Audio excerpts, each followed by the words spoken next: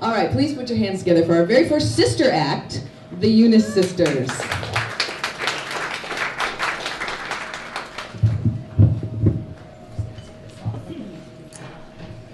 Oh, okay. Okay, hi everybody. I'm Mary, as Heather told you, and this is my sister Dina. And we're going to tell a story. We're really close. We're 2 years apart, and we grew up. Oh. And we grew up. She's older. Yes, I'm older. Can you tell? Oh, okay. So yes, so we grew up here in the United States. Also, we lived in the Middle East, and we are telling a story that's a favorite in our family. And it's about a time that we got into a huge fight, and it turned physical. So I'm going to let Dina start the story because she's sort of the star of this story. Well, first, so we can feel a little bit better about ourselves, how many of you have siblings? How many of you have ever beat up your siblings as kids? No, not that many. Not as many as I expected. So we, as Mary said, we grew up in the Middle East in Amman, Jordan, and we didn't have a lot going on in the summer. We didn't really have cable. We shared a phone line with the neighbors. Our neighborhood was not very friendly for kids to play outside. So we had to be really, really creative in how we spent our time. And some of the ways that we spent our summers, we would play cards and listen to Celine Dion, which usually ended with a fight that I started, a physical fight. We got into a huge fight playing cards that my mom cut them all up with kitchen scissors one day. So then we had no cards for the rest of the summer. So one day my mom said, we didn't have a community pool or anything like that, and she promised to take us to the pool at the Marriott, which was like a huge deal. So we were really excited about it. We decided to sleep on a mattress in my mom's room because it was the only room that had like a really nice breeze. So we were sleeping, side by side, so excited to wake up the next day to go to the pool. We wake up the next day and we hear all this racket in the kitchen. We're like, what? Like, it's just us. So my mom had hired a cleaning service, like a cleaning lady, to come and help her clean the windows. We're like, okay, so when are you gonna drop us off at the pool? And she's like, oh no, I'm sorry, I can't. This is the only day that she could come, and we have to get these windows cleaned, and sorry, just deal with it. So I'm like freaking out. I'm 12 years old, and I felt like a cocktail of emotions. I was mad and, just sad and everything. So we stomped back to the mattress where we were sleeping the night before, and I'm like, well, what am I going to do now? So I decided to just take all my preteen angst out on Mary, and I start beating her up. So she thinks she was beating me up. So my mom has the cleaning lady there, I hate that term, the woman who was helping her clean the windows. And the woman was from the Philippines. She didn't speak very good English or Arabic, so my mom would always scream, as if raising her voice was going to help her understand more. So all we can hear is like all this bustling around in the kitchen and the living room, and she's like, clean windows, she's screaming, and it's a very stressful morning. So yeah, like Dina said, we didn't have much to do.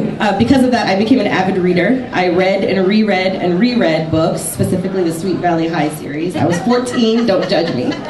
So I was also at the age where I was just kind of cool. I would get upset, but I didn't want to let it show. So I was just like, okay, whatever, I guess we're not going to the pool. So Dina starts trying to wrestle with me. And at the time, I was a lot taller than her, and I was a lot bigger than her. And I'm being honest when I say I really didn't want to hurt her. I'm not saying that to be oh, I was so tough. But I really knew that I was going to, and I did. So she kept pushing and pushing and pushing. And then do you want to tell us? So eventually she pushes my hand back so far that she breaks my finger. So I'm frantic, and I run back to my mom, and I'm like, oh my God, Mary just broke my finger. And she's like, sorry, we're cleaning windows. This is your problem. Call your cousin to take you to the doctor. So I'm thinking, well, if my cousin could take us to the doctor, then why couldn't she take us to the pool? Whatever. So she picks me up in this 1980-something Suzuki. It didn't have doors or windows. It was very unsafe. And so she takes me to the doctor. He wraps it up, and I'm like, well, this is kind of cool. I can show this off all summer. This is not as bad as I thought it would be. She buys me a Pepsi. We're riding home on a mountain road in Jordan, and then we get T-boned on my side of the car, and we almost get killed. It was really bad. we deal with the accident. We somehow manage to make it back to her house. She's like, I'm not dealing with you right now. You're just coming back to our house right now. And it's like probably like 95 degrees, dry heat, and I'm mad, like desert heat. I'm just sticky from Pepsi. I remember specifically we get T-bone and then the Pepsi just kind of just spills all over my body. So we're back there and I'm like kind of alone, like I want to go home and everything. And so I try to call my mom at home, and it's just ringing and ringing and ringing. And oh, sorry, it was busy for hours because we didn't have call waiting. Again, it was the 90s, and we shared a phone line with the neighbors. And my sister, my older sister, Nora, was on the phone with a boy all day. So it was busy for hours. And so I'm just like, all right, well, I just have to deal with this for the time being. And I look over, and my little cousin, who was my age, just completely oblivious to my state, and he just says in Arabic, "Tilabi Monopoly?" Like, do you want to play Monopoly? I'm like, are you serious? No. So I just hang around all day. In the meantime, so I'm at home and I'm like, it's starting to get dark, and I'm like, I kind of like wonder a little bit, like, what happened to Dina? Did she like get into another fight or something? And like, it's just kind of actually very scary how little we were concerned about the fact that she was gone for like 6 or 7 hours and my mom is still worried about the windows. And I'm telling you, I mean, like, day turns into night and we still don't hear from Dina. So eventually the phone finally rings, Nora gets off the phone, and it's my aunt and uncle's house saying that, you know, Dina was over there and they got into an accident. And so my mom hangs up and she goes, okay, everybody get dressed, we're gonna go visit your aunt and uncle's house. Like, didn't even kind of mention that Dina was hurt or that they got into an accident. She decided to do a twofer and just visit the family, get that out of the way. So we drive over there, I show up, Dina's trying to show me, like, you know, her like battle wounds. She's all like, look at my finger, isn't it cool? And I'm like, whatever, no. So yeah, how did that night end?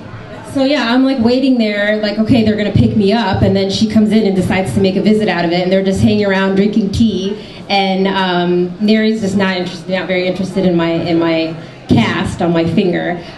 So then we go home, and we never end up making it to the pool that whole summer. But I will say that I was pretty excited about my finger, and I did spend the entire summer showing it off to their friends when their friends came over. But needless to say, what I take away from this is I often wonder if the cleaning service, if they ever knew, like, just because that one day she had open to help clean the windows, if she ever knew, I wonder where she is now, like if she ever realized the chain of events that happened, that occurred because of the one day she had open to clean the windows of my mom.